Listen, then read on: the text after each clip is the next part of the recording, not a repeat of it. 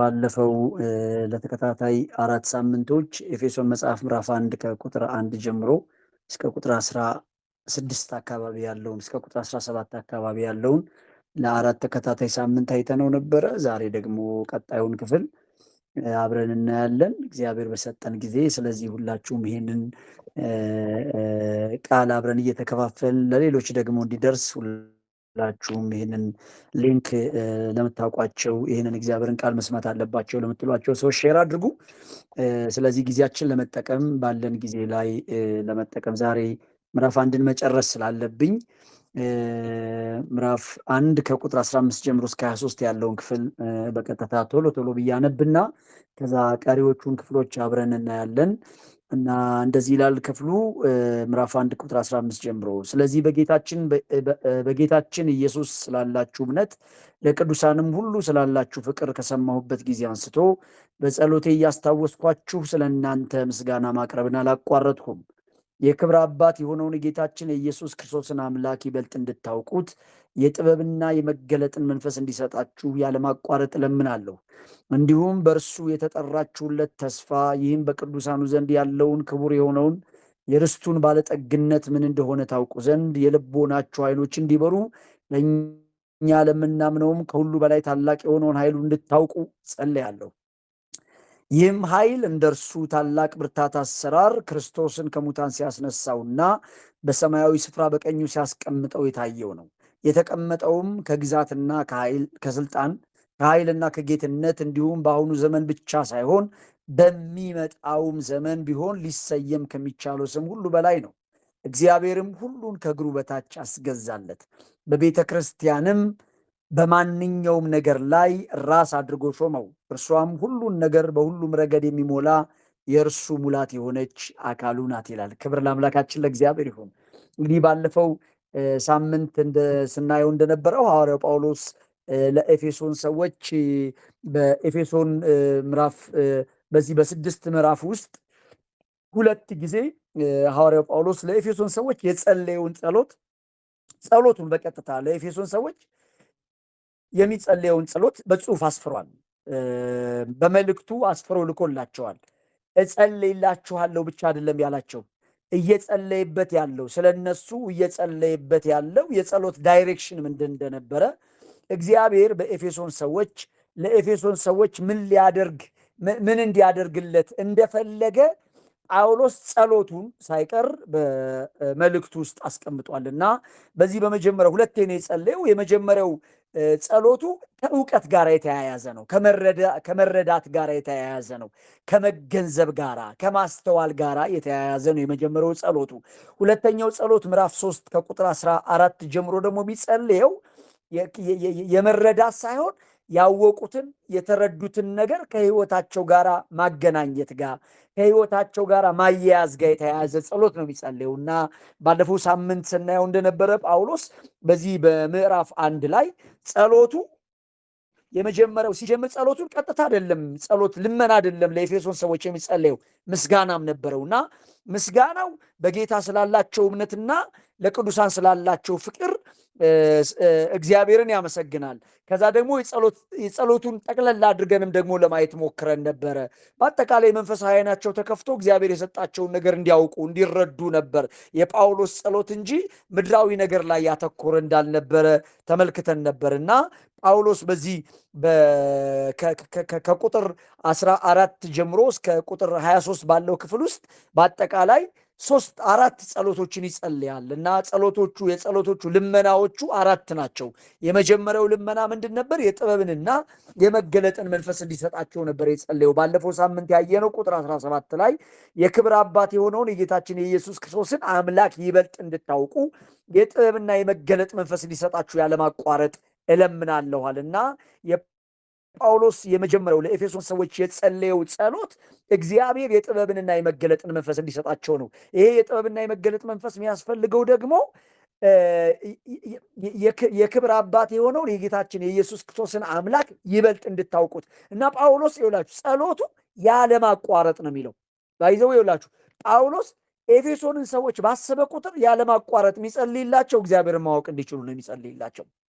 ዛሬ ምናልባት እኔና እናንተን ጳውሎስን ቢያገኘን በዚህ ዘመን ቢኖር ብዙዎቻችን ለብዙ ነገር እንደሚጸልይልን እናስባለን። ግን ጳውሎስ የሚጸልይልን ቢያገኘን የሚጸልይልን አንድ ነገር ነው። እግዚአብሔርን ማወቅ እንድንችል ነው የሚጸልይልን። እግዚአብሔር ይላችሁ እኛም ጸሎታችን አቅጣጫዎቻችንን የጸሎት እኔ ለኤፌሶን ሰዎች ሐዋርያው ጳውሎስ የጸለይበትን የጸሎት ርዕስ ያሰፈረበት ምክንያት የሚመስለኝ እኔ ጳውሎስ ስለ እናንተ እንደዚህ እየጸለይኩ ነው ለማለት ብቻ ሳይሆን የኤፌሶን ሰዎች ጸሎታቸው የጸሎት ዳይሬክሽናቸውንም እንዲያስተካክሉ የጸሎት አቅጣጫቸውንም እንዲያስተካክሉ በእግዚአብሔር ፊት ሲጸልዩ ስለምን ጉዳይ መጸለይ እንዳለባቸው አቅጣጫም ለማሳየት ይመስለኛል። እና አንዱ የጳውሎስ ጸሎት ባለፈው ሳምንት ያየነው እግዚአብሔር የጥበብንና የመገለጥን መንፈስ እንዲሰጣቸው ነበር የሚጸልየው። ይሄ የጥበብና የመገለጥ መንፈስ ደግሞ የሚያስፈልጋቸው እስከዛሬ የሚያውቁትን እግዚአብሔርን ይበልጥ ማወቅ እንዲችሉ እስከዛሬ ከሚያውቁት እስከዛሬ ከተረዱት በላይ የበለጠ ማወቅ፣ መገንዘብ፣ መረዳት እንዲችሉ ቅድም እንዳልኳችሁ በዚህ ክፍል ላይ የጳውሎስ ጸሎት ከእውቀት ጋራ ከመረዳት ጋራ ከማስተዋል ጋራ ከመገንዘብ ጋራ የተያያዙ ናቸው ብያለሁ። ቀሪዎቹ ሶስት ጸሎቶቹ የጳውሎስ ልመናዎቹ ምንድን ናቸው? አሁን ዛሬ የምናያቸው ናል። ሁለተኛው ሐዋርያ ጳውሎስ ለኤፌሶን ሰዎች የሚጸልየው ጸሎት ለኤፌሶን ሰዎች የሚለምነው ልመና ምንድን ነበረ? ቁጥር 18 ላይ ያለ ነው።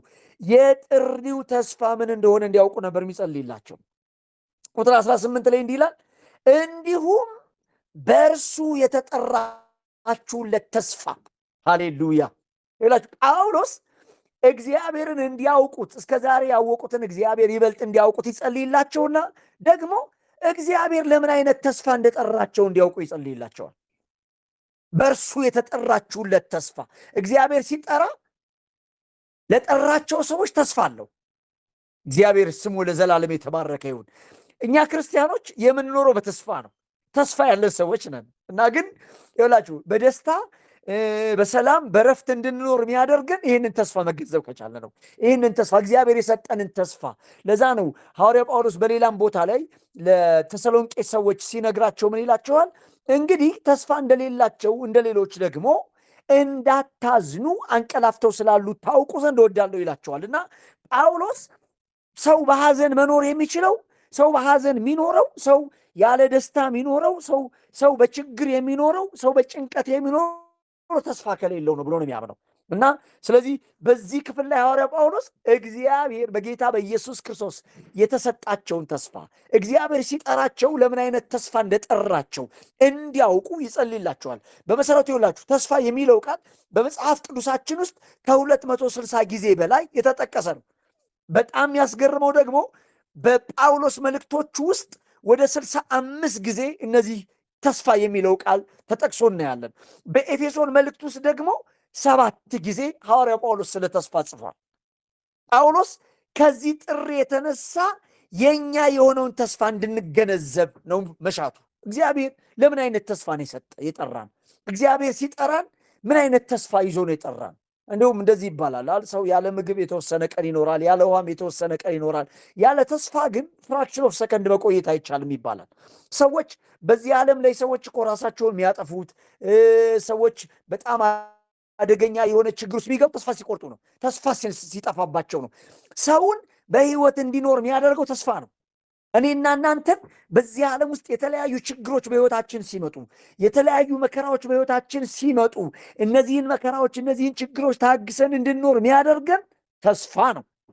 ይህንን ተስፋ ያልተረዳ ሰው ግን ችግሮችን መቋቋም አይችልም፣ መከራዎችን መቋቋም አይችልም። ስለዚህ ሐዋርያ ጳውሎስ እጸልይላችኋለሁ ይላቸዋል። የሚጸልይላቸው የተጠሩበትን ተስፋ እንዲያውቁ ነው። በመጽሐፍ ቅዱሳችን ውስጥ ይላችሁ ተስፋ ይሆንልኛል ይደረግልኛል ምናምን የሚል ነገር አይደለም። የአማኝ ተስፋ የኢየሱስ ክርስቶስ ዳግም መምጣት ነው። ክብር ለአምላካችን ለእግዚአብሔር ይሁን። ይሁላችሁ በኃጢአታችን ምክንያት ከድነት ርቀን የጠፋን ሰዎች ያለ ተስፋ የነበርን ሰዎች ነበርን። ሐዋርያ ጳውሎስ ለኤፌሶን ሰዎች እናንተ ያለ ተስፋ ነበራችሁ ነው እኮ የሚላቸው። ነገር ግን ይሁላችሁ በኢየሱስ ክርስቶስ ዕለት በዕለት የሚያበረታታን ሕያው ተስፋ እግዚአብሔር አምላክ ሰጠን። በመሰረቱ ይላችሁ በአዲስ ኪዳን ተስፋን በተመለከተ አንድም ቦታ ላይ አንድም ስፍራ ላይ ከምድራዊ ቁሳቁስ ጋር ተያይዞ አልተጠቀሰም። ተስፋ ከጌታ ኢየሱስ መምጣት ጋር፣ ተስፋ ከሰማያዊው ነገር ጋር ተያይዞ ነው የተጠቀሰው በአዲስ ኪዳን። በአዲስ ኪዳን በብሉይ ኪዳን ይላችሁ ተስፋ ምድራዊ ነው። ለምሳሌ ለአብርሃም የተሰጠው ተስፋ ዘር ነው፣ ልጅ እሰጥሃለሁ ነው። ለአብርሃም የተሰጠው ተስፋ ርስት እሰጥሃለሁ፣ ምድር እሰጥሃለሁ፣ የምትወርሰው ምድር እሰጥሃለሁ ነው። በአዲስ ኪዳን ግን ተስፋው ከምድራዊ ነገር ጋር የተያያዘ አይደለም። ተስፋው ሰማያዊ ነው። ክብር ለአምላካችን ለእግዚአብሔር ይሁን። ይሁላችሁ በደንብ ስሙኝ። አሁን ባለንበት ዘመን በቤተ ክርስቲያን በተለይ ደግሞ በትንቢት ስም የሚመጡ መልእክቶች አማኙን ማህበረሰብ ተስፋውና ትምክህቱ ምድራዊ በሆኑ ነገሮች ላይ የተሞላ እንዲሆን እያደረጉ ስለሆነ የሚያደርጉ ስለሆኑ በተለያየ አገልግሎቶች ይህን ማየት እንችላለን። በቃ ሰዎች ትንቢቶችን የሚመጡ መልእክቶችን ስንመለከት ሰዎች ምድራዊ ነገር ጋር እንዲጣበቁ ምድራዊ ነገር ላይ ትኩረት እንዲያደርጉ የሚያደርጉ ናቸው። እግዚአብሔር የኑሯችን ጉዳይ የሚመለከተው ብቻ ሳይሆን የሚገደው አምላክ ነው። ይሁን እንጂ ይኸውላችሁ ሰማይንና ተስፋችንን ሰማይንና በጌታ በኢየሱስ ክርስቶስ የተሰጠንን ተስፋ የሚያስረሳ የትኛውም አይነት አገልግሎት ስጋዊም ነው አጋንንታዊም ነው። በጣም ይሄንን እርግጠኛ ሆነ ልንረዳው ያስፈልገናል። ሰማይን የሚያስረሳ በጌታ በኢየሱስ ክርስቶስ የተሰጠንን ሰማያዊውን ተስፋ የሚያስረሳ ከምድር ጋር እንድንጣበቅ ከምድር ጋር እንድንሰፋ የሚያደርግ አገልግሎት ሁሉ ስጋዊ ነው አጋንንታዊው ነው። እግዚአብሔር በአዲስ ኪዳን ላሉ አማኞች የተሰጠው ተስፋ ሰማያዊ ነው። ሌላች ተስፋ በዚህ ዓለም የሚወሰን አይደለም። የኔና የእናንተ ተስፋ በተለይ ደግሞ በአዲስ ኪዳን ያለን ሰዎች ተስፋችን ሰማያዊ ነው። ኢየሱስም ይውላችሁ ደቀ መዛሙርቱ ልባችሁ አይታወክ፣ አትጨነቁ፣ በእግዚአብሔር እመኑ፣ በእኔም እመኑ። እንዲህስ ባይሆን ባልኳችሁ ነበር፣ ስፍራ አዘጋጁላችሁ ዘንድ እሄዳለሁ። እኔ ባለሁበት ደግሞ እናንተ እንድትኖሩ ሁለተኛ እመጣለሁ፣ እወስዳችኋለሁ። እኔ ባለሁበት እንድትኖሩ ተስፋ አለን። ኢየሱስ ጌታ ነው። ሰማያዊ ተስፋ አለን። ሰማያዊ ርስት አለን። በሰማይ ተስፋ አለን። እግዚአብሔር ሰማያዊው ነገር አዘጋጅቶልናል። ተስፋችን ምንም እንኳ አሁን ባይታይም ይኸውላችሁ የተረጋገጠና የማይጠፋ ነው። ጌታ ኢየሱስ ክርስቶስ ይመጣል። ከዚህ ምድር ሊገላግለን ይመጣል። እግዚአብሔር ወልጅ በክርስቶስ ተስፋ ሰጥቶናል። እርሱ የማይዋሽ ፍጹም ተስፋ ሰጥቶናል። እግዚአብሔር የዋሽ ሰው አይደለም። ተስፋ አማኞችን በቅድስና እንዲኖሩና መከራ እንዲታገሱ የሚያበረታታ ነው። ሃሌሉያ። ተስፋ አማኞችን በዚህ ምድር ላይ ሲኖሩ መከራ እንዲታገሱ የሚያደርጋቸው ተስፋ ነው። መከራ ሲደርስብን መከራ እንድንታገስ የሚያደርገን በርትተን በኃይል እንድንኖር በቅድስና እንድንኖር የሚያደርገን ተስፋ ነው። ክብር ለአምላካችን ለእግዚአብሔር ይሁን። እግዚአብሔር የጠራን ተስፋ ይውላችሁ ተስፋ የህይወታችን አንቀሳቃሽ ኃይል ነው። በቃ ችግር ውስጥ ሆነን ወደ ቤተክርስቲያን የምንመጣው ችግር ውስጥ ሆነን በአገልግሎት ውስጥ ጸንተን እንድንኖር የሚያደርገን በውስጣችን ያለው የተስፋ ኃይል ነው። ተስፋ ታውቃላችሁ ኃይልም ጭምር ነው። አቅም የሚሰጥ ጉልበት የሚሰጥ ብርታት የሚሰጥ ነው። ተስፋ አለን። ኢየሱስ ጌታ ነው። ይውላችሁ በዙሪያችሁ ለሚከሳችሁ ሰይጣን በዙሪያችሁ በቃ ተስፋ ሊያስቆርጣችሁ በዙሪያችሁ ዋጋ እንደሌላችሁ የማትረቡ እንደሆናችሁ በቃ ከሌሎች ያነሳችሁ እንደሆናችሁ ሊነግራችሁ ተስፋ ሊያስቆርጣችሁ ለሚፈልግ ሰይጣን አንድ ነገር በሉት፣ ተስፋ አለ ይበሉት። ጌታ ይመጣል። ሃሌሉያ። ስፍራ አለኝ በሰማይ። ጌታ ኢየሱስ አንድ ቀን እሱ ባለበት ለዘላለም ለመኖር ሊወስደኝ ይመጣል ማለት ያስፈልጋል። ስለዚህ ሐዋርያው ጳውሎስ የሚጸልይላቸው የመጥራቱ ተስፋ ምን እንደሆነ ይላችሁ። እግዚአብሔር የጠራን ለምድራዊ ነገር አይደለም። ማለት ምን ማለት መሰላችሁ? ምድራዊ ነገር ይሰጠናል። ስለምንበለው፣ ስለምንጠጣው፣ ስለምንለብሰው ነገር እግዚአብሔር ግድ አይለውም ማለት አይደለም። ይሰጠናል። ዋናው ግን እሱ አይደለም። የተጠራንበት ነገር የዚህ ምድር አይደለም። የተጠራንበት ነገር ሰማያዊ ነው። ክብር ለአምላካችን ለእግዚአብሔር ይሁን። ስለዚህ ጳውሎስ ጸሎቱ የጥበብንና የመገለጥን መንፈስ እንዲሰጣቸው እግዚአብሔርን ይበልጥ እንዲያውቁ የጥበብና የመገለጥ መንፈስ እንዲሰጣቸው ነው የሚጸልይ። ጸሎቱ በእርሱ የተጠሩለትን ተስፋ እንዲያውቁ ነው ጸሎቱ። በሶስተኛ ደረጃ ደግሞ ሐዋርያው ጳውሎስ የሚጸልየው ጸሎት ምንድን ነው? ቁጥር 18 ላይ አሁንም በቅዱሳኑ ዘንድ ያለው የርስት ክብር ባለጠግነት ምን እንደሆነ እንዲያውቁ ነው የሚጸልይላቸው። ምን ይላቸዋል? በእርሱ ዘንድ የተጠራችሁለት ተስፋ ይልና ይህም በቅዱሳኑ ዘንድ ያለውን ክቡር የሆነውን የርስቱን ባለጠግነት ምን እንደሆነ ታውቁ ዘንድ የልቦናችሁ አይኖች እንዲበሩ ጸልያለሁ ይላል። ሃሌሉያ! እግዚአብሔር ዛሬ የልቦናችን አይኖች ያብራልን። ይላችሁ ይህ ክፍል በጣም በደንብ ካየነው ይህ ክፍል ከእግዚአብሔር የተቀበልነውን ርስት ወይንም የእግዚአብሔር ርስት የሆኑትን ቅዱሳንን የሚያመለክት ነው። ብዙ ጊዜ ይህን ክፍል ሰዎች በተሳሳተ መልኩ ሲያወሩትም እሰማለሁ፣ ሲናገሩትም እሰማለሁ፣ ሲያስተምሩትም እሰማለሁ። ይህ ሐረግ የሚያመለክተው ይላችሁ እኛ በክርስቶስ ያለንን ርስት ሳይሆን እርሱ በእኛ ዘንድ ያለውን ርስት ነው የሚያሳየው። ብዙ ጊዜ የሚመስለው ምንድን ነው? እኛ ያለንን ርስት እኛ በክርስቶስ ዘንድ ያለውን ርስት እንድናውቅ ነው የሚመስል አይደለም የሚለው ክፍሉ የሚለው ይላችሁ በደንብ ካያችሁት በቅዱሳኑ ዘንድ ያለውን ክቡር የሆነውን የርስቱን ባለጠግነት ምን እንደሆነ ታውቁ ዘንድ ነው የሚለው። በሌላ አባባል ይላችሁ ክቡር የሆነው የርስቱ ባለጠግነት ያለው በእኛ ዘንድ ነው። አሁን ይላችሁ ብዙ ሰዎች የርስቱ ባለጠግነት ያለው ከኛ ውጭ ነው ይመስላችሁ። ግን ይላችሁ እግዚአብሔር ክቡር የሆነውን የርስቱን ባለጠግነት ያስቀምጠው በእኛ ዘንድ ነው። ጳውሎስም ጸሎቱ እኮ በእናንተ ውስጥ ያለውን ክቡር የሆነውን ባለጸግነት እንድታውቁ ነው የምጸልየው። በቅዱሳኑ ዘንድ ያለው የርስት ክብር ባለጠግነት በእኛ ዘንድ ያለውን የእግዚአብሔርን የርስቱን ክብር ባለጠግነት እንድናውቅ ነው የሚጸልየው። ይላችሁ ይሄ እኮ የርስት ክብር ባለጠግነት ምንድን ነው? ይሄ የርስት ክብር ባለጠግነት ምንድን ነው? እግዚአብሔር ራሱ እኮ ነው። ሃሌሉያ! ክብር ለአምላካችን ለእግዚአብሔር ይሁን። ድምፅ ያለ ሰው አለ?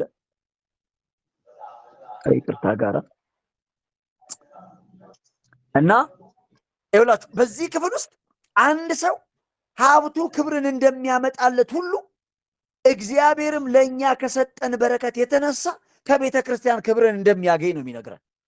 እግዚአብሔር በእኛ የሚከብረው ከዚህ በፊት ባደረገው ሳይሆን ከዚህ በኋላ በሚያደርገው ነገር ነው። ርስቱ ያለው ክብሩ ያለው በእኛ ዘንድ ነው። የእግዚአብሔር ክብር ያለው በእኛ ዘንድ ነው። ኢየሱስ ክርስቶስ በሚመለስበት ጊዜ የጸጋው ክብር ይመሰገን ዘንድ ነው ይህንን የሚያደርገው። ይኸውላችሁ በቅዱሳኑ ዘንድ ያለው የርስት ክብር ባለጠግነት እግዚአብሔር ራሱ ነው። በእኛ ዘንድ ያለው እንድናውቅ ነው የጳውሎስ ጸሎት እኮ። በእናንተ ዘንድ ክቡር የሆነ የርስት ክብር ባለጠግነት አለ። ያ ክቡር የሆነ የርስቱ ባለጠግነት ማን ነው? ራሱ እግዚአብሔር ነው። የሕዝቡ ርስት እግዚአብሔር ነው። የእግዚአብሔርም ርስት ሕዝቡ ነው። ሐዋርያው ጳውሎስ በክርስቶስ የወረስነው ዓለም ራሱ እግዚአብሔር እንደሆነ ጽፏል። ሃሌሉያ! ኢየሱስ ክርስቶስ ጌታ ነው። ገላትያ 4:7 ላይ እንደሚለው ስለዚህ ከእንግዲህ ወዲህ ልጅ ነህ እንጂ ባሪያ አይደለህም፣ ልጅም ከሆንክ ደግሞ በክርስቶስ የእግዚአብሔር ወራሽ ነህ ነው የሚለው። ይላችሁ የወረስነውን ነገር እንድናውቅ ነው የጳውሎስ ጸሎት እኮ። በቅዱሳኑ ዘንድ ያለው የርስት ክብር ባለጠግነት ምን እንደሆነ እንድታውቁ። አሁን ብዙ ሰዎች ይላችሁ የርስቱ ክብር ባለጠግነት ሲባል ከነሱ ውጭ የሆነ ነገር ነው የሚያስቡት። እግዚአብሔር ግን ይላችሁ ይህን የርስት ክብር ባለጠግነት ያደረገው በእኛ ዘንድ ነው፣ በቅዱሳኑ ዘንድ ያለው ነው የሚለው። የርስቱ ክብር ባለጸጋ የሆነው የርስቱ ክብር ያለው በእኛ ዘንድ ነው፣ በቅዱሳኑ ዘንድ ነው። እግዚአብሔር ለሰው ሁሉ የዘላለም ሕይወትን የሚሰጠው በክርስቶስ ስለሆነ እግዚአብሔር በክርስቶስ በማመን ለተቀደሱት የተጠበቀ የርስት ክብር ባለጠግነት ነው። ሃሌሉያ! እግዚአብሔር በክርስቶስ በማመን ለተቀደሱ ሰዎች የተጠበቀ የርስት ክብር ባለጠግነት ነው። አሁን በእምነት በኩል በክርስቶስ የእግዚአብሔር ወራሾች ነን። ቤተ ክርስቲያን ይውላችሁ ሊመጣ ያለውን የርስት ክብር ባለጠግነት ሙሉ ክብር ወደፊት በሙላት ትቀበላለች። ወደፊት ቤተ ክርስቲያን አሁን ግን ያ የርስቱ ክብር ባለጠግነት እኛ ዘንድ አለ። እኛ የወረስ ነው። ለምሳሌ ጌታ ኢየሱስ ክርስቶስ ምን ብሏል? የእግዚአብሔር መንግስት ወደፊት ትመጣለች ብሏል። ደግሞ በመካከላችሁ ናት ብሏል። በሌላ አባባል ይላችሁ አሁን ሁላችንም እኮ የእግዚአብሔር መንግስት ውስጥ አለን፣ ግን ደግሞ በሙላት ወደፊት እንገባበታለን። የርስቱን ክብር ባለጠግነት አሁን እኛ ዘንድ አለ፣ በሙላት ግን ወደፊት ደግሞ ይገለጣል። የእግዚአብሔር ቃል የሚነግረን የእግዚአብሔር ቃል የሚያሳየን ይህንኑ ነው።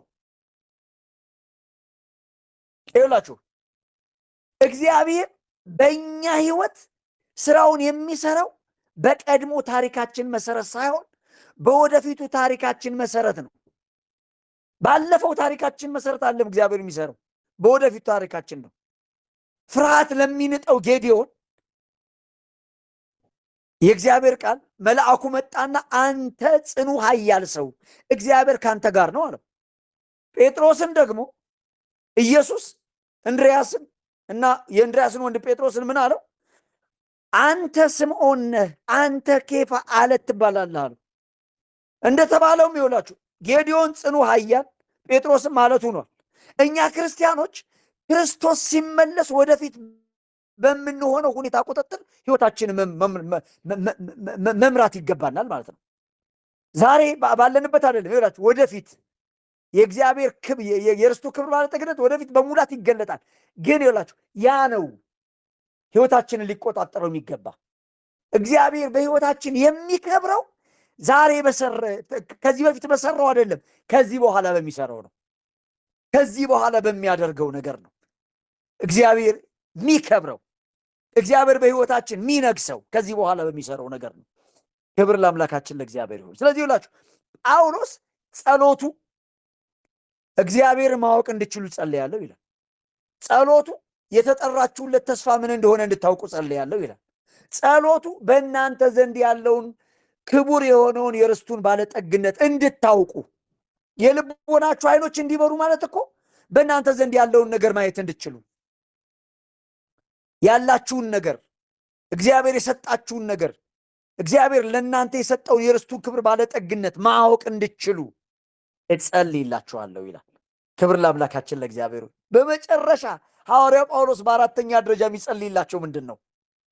ከቁጥር 19 ጀምሮ እስከ 23 ድረስ ለሚያምኑ ከሁሉ የሚበልጠውን የእግዚአብሔርን የኃይል ታላቅነት እንዲያውቁ ይጸልይላቸዋል። ምንድን ነው የሚለው? ቁጥር 19 ላይ ለእኛ ለምናምነው፣ ይኸውላችሁ ይሄ የኃይሉ ታላቅነት ለሚያምኑ ሰዎች ነው። ለእኛ ለምናምነው ከሁሉ በላይ ታላቅ የሆነውን ኃይሉን እንድታውቁ ጸልያለሁ። ይኸውላችሁ የጳውሎስ ጸሎት ከእውቀት ጋር የተያያዘ ነው። በዚህ ቦታ ላይ ከማወቅ ከመረዳት እንድንረዳ እንድናውቅ አይኖቻችን እንዲከፈቱ እንድናስተውል የጳውሎስ የዚህ በምዕራፍ 1 ላይ ያለው ጸሎት ከእውቀት ጋር ጳውሎስ በቃ ጸሎቱ የመረዳት ነገራቸው፣ የማስተዋል ነገራቸው፣ የመገንዘብ ነገራቸው እንዲሰፋ፣ አእምሯቸው እንዲከፈት፣ አይናቸው እንዲከፈት፣ ማስተዋል እንዲኖራቸው፣ ጥበብ እንዲኖራቸው ነው የጳውሎስ ጸሎት እና ታላቅ የሆነውን ኃይሉ እንድታውቁ ጸልያለሁ። ይህም ኃይል አለና እንደርሱ ታላቅ ብርታት አሰራር ክርስቶስን ከሙታን ሲያስነሳውና በሰማያዊ ስፍራ በቀኙ ሲያስቀምጠው የታየ ነው። የተቀመጠውም ከግዛትና ከስልጣን ከኃይልና ከጌትነት እንዲሁም በአሁኑ ዘመን ብቻ ሳይሆን በሚመጣውም ዘመን ቢሆን ሊሰየም ከሚቻለው ስም ሁሉ በላይ ነው። እግዚአብሔርም ሁሉን ከእግሩ በታች አስገዛለት፣ በቤተ ክርስቲያንም በማንኛውም ነገር ላይ ራስ አድርጎ ሾመው። እርሷም ሁሉን ነገር በሁሉ ረገድ የሚሞላ የእርሱ ሙላት የሆነች አካሉ ናት ይላል። ክብር ለአምላካችን ለእግዚአብሔር ይሁን። ይላችሁ ጳውሎስ በዚህ ክፍል የሚናገረው ለእኛ ስለተሰጠን መለኮታዊ ኃይልና ዘላለማዊ ጉልበት ነው። ለእኛ ለምናምን ነው የሚለው እኮ ወንድሜ፣ ለአንተ ስለተሰጠ ነገር ነው ጳውሎስ የሚናገረው።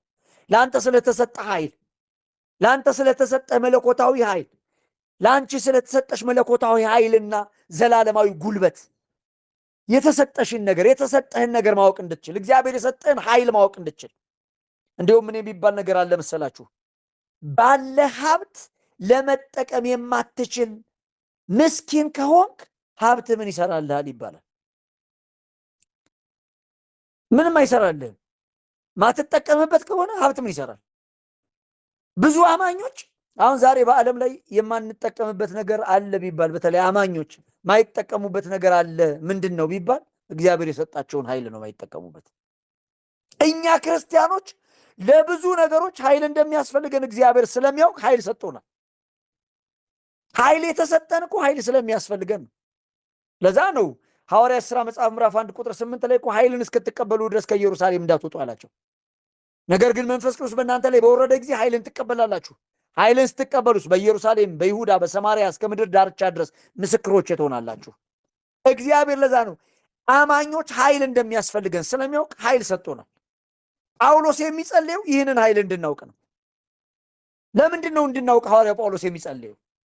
በመጀመሪያ ደረጃ ይውላችሁ ጳውሎስ ይህንን ኃይል እንድናውቅ የፈለገው ይህንን ኃይል ለማድነቅ የራሳችን ለማድረግና እንደሚገባንም ለመጠቀም እንድንችል ነው።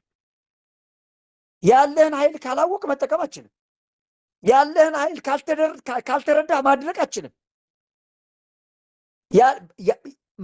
እግዚአብሔር የሰጠህን ነገር ካላወቅልህ እንዴት ታደንቃለህ? እንዴት ታከብረዋለህ? እግዚአብሔር የሰጠህን ነገር የሰጠህን ኃይል ካላወቅ እንዴት መጠቀም ትችላለህ? የሰጠንን ነገር መጠቀም የምንችለው ኃይሉን ስናውቅ ነው። ስለዚህ ጳውሎስ ጸሎቱ ኃይሉን እንድናውቅ ነው የሰጠን። ለምን? ማድነቅ እንድንችልና መጠቀም እንድንችል ነው።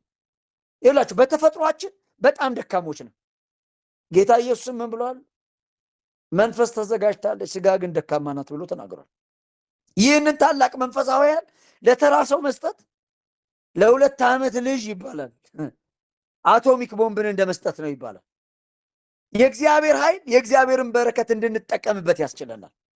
እግዚአብሔር የሰጠንን በረከት እግዚአብሔር የሰጠንን ነገር መጠቀም የምንችለው ይህንን ኃይል በቅጡ ከተረዳ ነው፣ የሰጠንን ነገር ከተረዳ ነው። ስለዚህ ሐዋርያ ጳውሎስ የሚጸልየው ኃይሉን ማድነቅ እንድንችልና በኃይሉ መጠቀም እንድንችል ነው። በሁለተኛ ደረጃ ሐዋርያ ጳውሎስ ይህንን ኃይል እንድናውቅ የፈለገበት ምክንያት ይህንን ኃይል ማወቅ የሚገባን ምክንያቱ በረከታችንን ለመንጠቅ የሚፈልጉ ጠላቶች ስላሉ ነው። ይህን ኃይል እንዳንጠቀም የሚፈልጉ በርካታ ኃይሎች አሉ። ሰይጣን ይህንን ኃይል እንድንጠቀም አይፈልግም። በረከታችን ሊነጥቀን፣ በክርስቶስ ኢየሱስ ያገኘነውን ነገር፣ በክርስቶስ ኢየሱስ የተሰጠንን ነገር ሊነጥቀን ሰይጣን ሁል ጊዜ ይተጋል። እንዲሁም እንደሚለው ጴጥሮስ ሲናገር ሰይጣን የሚውጠውን ፈልጎ እንደሚያገሳ አንበሳ ዙሪያችሁን ይዞራልና ይላል። እና በቃ ሰይጣን አያቆምም፣ ይዞራል። እነዚህን መንፈሳዊ ጠላቶች በምንም አይነት በራሳችን ኃይል ልናሸንፋቸው አንችልም። ሰይጣንን ማሸነፍ የምንችለው እግዚአብሔር በሰጠን ኃይል ነው። በመንፈስ ቅዱስ ኃይል ግን ልናሸንፈው እንችላለን። ጳውሎስ በረከታችንን በሚገባ እንድንጠቀምና ጠላትም እንዳይዘርፈን የእግዚአብሔር ኃይል ታላቅነትን እንድንገነዘብ ይሻል፣ እንድናውቅ ይሻል። ይህ ኃይል ደግሞ ይውላችሁ ጳውሎስ በጣም የሚያስገርመኝ ነገር ምንድነው ታውቃላችሁ? ጳውሎስ እግዚአብሔር የሰጠንን ኃይል እንድናውቅ ይጸልያል። ይህ ኃይል ደግሞ ምን አይነት ኃይሉ ምን ያህል ታላቅ እንደሆነና ይህ ኃይል ምን እንደሆነ ደግሞ ሲያብራራልን ምን ይላል? ይህ ኃይል በኢየሱስ ክርስቶስ ትንሣኤ የተገለጠ ኃይል ነው ይላል። ኢየሱስ ክርስቶስ ለዘላለም ጌታ ነው። ይኸውላችሁ በብሉይ ኪዳን ሰዎች የእግዚአብሔርን ኃይል ይለኩት የነበረው የእግዚአብሔርን ኃይል በቃ መለኪያ የነበረው ፍጥረት ወይም ደግሞ እስራኤላውያንን ከግብፅ ምድር ሲያስወጣ የነበረው ከግብፅ አውጥቶ ወደ ከነአን ምድር ሲወስድ የነበረው ተአምራትን ነው የእግዚአብሔርን ኃይል ለመግለጥ እንደ ምሳሌ አድርገው የሚያነሱት። በፍጥረት ጊዜ የታየውን ኃይል እስራኤላውያንን ከግብፅ ምድር አውጥቶ ወደ ከነአን ሲወስድ የነበረውን ኃይል ነው እንደ ምሳሌ አድርገው የሚያነሱት። ዛሬ ይውላችሁ በአዲስ ኪዳን የእግዚአብሔር ኃይል የምንለካው በክርስቶስ ትንሣኤ ጊዜ በተገለጠው ኃይል ነው ወይም ተአምር ነው። ሃሌሉያ! ለዛ ነው መጽሐፍ ቅዱስ ጳውሎስ ምን ይላል? ክርስቶስን ከሙታን በማስነሳቱ ይህ ኃይል ይላል ክርስቶስን ከሙታን ሲያስነሳው የተገለጠው ኃይል ነው ይላል። ክርስቶስን ከሙታን ሲያስነሳው ብዙ ተግባራት እንደተከናወኑ ሐዋርያው ጳውሎስ በዚህ ቦታ ላይ በዝርዝር ጽፏል። የትንሣኤው ኃይልና የብርታቱ ጉልበት እንዴት እንደተገለጠ ሲያስረዳ ክርስቶስን ከሙታን በማስነሳት ይህ ኃይል ታይቷል ይላል። ከአለቅነትና ከስልጣናት ከኃይልም ከጌትነትም ሁሉ በላይና በዚህ ዓለም ብቻ ሳይሆን ነገር ግን ሊመጣ ባለው ዓለም ደግሞ ከሚጠራው ስም ሁሉ በላይ በሰማያዊ ስፍራ በቀኙ ሲያስቀምጠው ይህ ኃይል ተገልጧል ይላል። ሁሉን ከእግሩ በታች ሲያስገዛለት ይህ ኃይል ተገልጧል ይላል። ከሁሉ በላይም ክርስቶስን ራስ እንዲሆን ለቤተ ክርስቲያን በመስጠት ተገልጧል ይላል። ይቺ ቤተ ክርስቲያን ደግሞ ራሷ ክርስቶስ ስለሆነ እሷ ደግሞ አካሉ ናት። ሁሉም በሁሉ የሚሞላ የእርሱ አካሉ ናት ይላል። አዳኝ ነው ኢየሱስ። ከፍ ከፍ ያለውን የእግዚአብሔርን ልጅ ኢየሱስ ክርስቶስን የሚልቅ ምንም አይነት የሰው ወይም የመንፈስ ስልጣን ወይም ኃይል በዓለም ላይ እንደሌለ ሐዋርያ ጳውሎስ በዚህ ቦታ ላይ ይናገራል። እርሱ ከሁሉም እጅግ ይልቃል፣ ከኃይላት ሁሉ በላይ ነው። ከኃይላት በላይ ስለሚልቅ ወደፊትም የሚያሸንፈው የለም። በዚህ ምድር ብቻ ሳይሆን ሊመጣ ባለው ሁሉ ሊሰየም ከሚችለው በላይ። ስለዚህ ይላችሁ ይሄ የእግዚአብሔር ኃይል በዚህ በኢየሱስ ክርስቶስ ትንሣኤ ጊዜ ተገልጧል። ይህ ግን ዛሬ ጥያቄውን መሰላችሁ፣ ይሄ በኢየሱስ ክርስቶስ ትንሣኤ ጊዜ የተገለጠው ኃይል ዛሬ ከእያንዳንዳችን ሕይወት ጋር የሚዛመደው እንዴት ነው የሚል ጥያቄ ብናነሳ ጳውሎስ በግልጽ ይመልሰዋል። ቁጥር 22 እና 23 ላይ ጳውሎስ ተግባራዊ መልስ ይሰጠናል። አማኞች በመሆናችን የክርስቶስ አካል በሆነችው ቤተ ክርስቲያን ውስጥ እንገኛለን ይላል። ስለዚህ ቤተ ክርስቲያን አካል ናት፣ እሱ ደግሞ ራሷ ነው። ኢየሱስ ጌታ ነው። ስለዚህ ይላችሁ በክርስቶስና በእኛ መካከል ያለው ግንኙነት አካላዊ ግንኙነት ነው። እሱ ራስ ነው፣ እኛ ደግሞ አካል ነው። ሰውነትን የሚቆጣጠረውና በትክክል እንዲሰራ የሚያደርገው ራስ ነው። ታውቃላችኋል፣ የተወሰኑ የአእምሮ ክፍሎች ከተጎዱ አካል ችግር ውስጥ ይገባል። ለምሳሌ ሰው ስትሮክ መተው ሲባል ጭንቅላቱ አካባቢ ደም ሲፈሰው እኮ አካሉን ማንቀሳቀስ የተወሰኑ አካሉ ፓራላይዝ ይሆናል። አካልን ሁሉ የሚቆጣጠረው ክርስቶስ ነው። ቤተ ክርስቲያን የሚቆጣጠራት ክርስቶስ ነው። ክርስቶስ መንፈሳዊ ራሳችን ነው። ጳውሎስ ይውላችሁ ከሁሉ የሚበልጥ የኃይሉ ታላቅነት ምን እንደሆነ እናውቅ ዘንድ የፈለገበት ዋና ዓላማ ያለዚህ ኃይል በክርስቶስ ያለንን ታላቅ በረከት ልንጠቀም ስለማንችል ነው። ስለዚህ ክርስቲያኖች ሁሉ ከሞት በተነሳውና ወደ ሰማይ ባረገው በክርስቶስ አማካኝነት የመንፈስ ቅዱስን ኃይል በእምነት ሊቀበሉ ይችላሉ። ኢየሱስ ለዘላለም ጌታ ነው። በመሰረቱ ይላችሁ የጸጋው ኃይል በእምነት አዳነን፣ የጸጋው ኃይል ደግሞ በእምነት ያኖረናል ማለት ነው። ኢየሱስ ጌታ ነው። ይላችሁ በአራቱ ወንጌላት ውስጥ የእግዚአብሔር ኃይል በኢየሱስ ክርስቶስ በኩል ሲሰራ እንመለከተዋለን። በሐዋርያት ሥራ ደግሞ ያው ተመሳሳይ ኃይል የክርስቶስ አካል በሆኑ ተራ የቤተ ክርስቲያን አካላት ሲሰራ እንመለከታለን። በወንጌላት መጨረሻና በሐዋርያት ሥራ መጀመሪያ መካከል በጴጥሮስ ሕይወት ውስጥ የተፈጸመው ለውጥ የሚያሳየን ይህን እውነት ነው። ልዩነቱን ያመጣው ምንድን ነው ታዲያ? በወንጌላት ውስጥ የነበረውን የጴጥሮስ ሕይወትንና በሐዋርያት ሥራ ውስጥ የነበረውን የጴጥሮስን ሕይወት ልዩነት ያመጣው ምንድን ነው ከተባለ የኢየሱስ ክርስቶስ የትንሣኤ ኃይል ነው። ይሄ የትንሣኤ ኃይል ደግሞ መንፈስ ቅዱስ ነው። ክብር ለአምላካችን ለእግዚአብሔር ይሁን። ዛሬ ትልቅ የኃይል እጥረት ያለው የት ነው ከተባለ መልሱ በግል ሕይወታችን ነው። ጳውሎስ ስለዛ ነው የሚጸልየው በሕይወታችን ምላሽ እንዲያገኝ ይፈልጋል። ይህንን ኃይል መረዳት እንድንችል፣ ይህንን ኃይል መገንዘብ እንድንችል ይጸልያል። ክብር ለአምላካችን ለእግዚአብሔር ይሁን። ስለዚህ ወገኖቼ ላጠቃለው ጸሎታችን ዛሬ ይቀየር። የክብር አምላክ የጌታችን የኢየሱስ ክርስቶስን አምላክ ይበልጥ ማወቅ እንድንችል የጥበብና የመገለጥ መንፈስን እንዲሰጠን ጸሎታችን ይሄ ይሁን። እግዚአብሔር ለምን አይነት ተስፋ እንደጠራን ማወቅ እንድንችል የልቦናችን አይኖች እንዲበሩ ጸሎታችን ይሄ ይሁን። በቅዱሳኑ ዘንድ ያለው የርስት ክብር ባለጠግነት ምን ያህል ታላቅ እንደሆነ በእኛ ዘንድ ያለውን የወረስነውን እግዚአብሔርን የርስቱን ክብር ባለጠግነት ምን ያህል እንደሆነ እንድናውቅ ጸሎታችን ይሄ ይሁን። ለእኛ ለምናምን ከሁሉ በላይ የሆነውን የኃይሉን ታላቅነት እንድናውቅ ጸሎታችን ይሄ ይሁን። ጳውሎስ ለኤፌሶን ሰዎች የሚጸልየው ጸሎት ይሄ ነው። ዛሬም ቢያገኘን ጳውሎስ ጸሎቱ ይሄ ነው። የእያንዳንዳችን የኔና የእናንተም ጸሎት በዚህ መልኩ ሊቃኝ፣ በዚህ መልኩ ሊለወጥ ያስፈልጋል። እግዚአብሔር አምላክ ማስተዋልን ሁሉ ያብዛለን። ሃሌሉያ። እንግዲህ ጳውሎስ ምዕራፍ 1ን የሚደመድመው በዚህ ጸሎት ነው።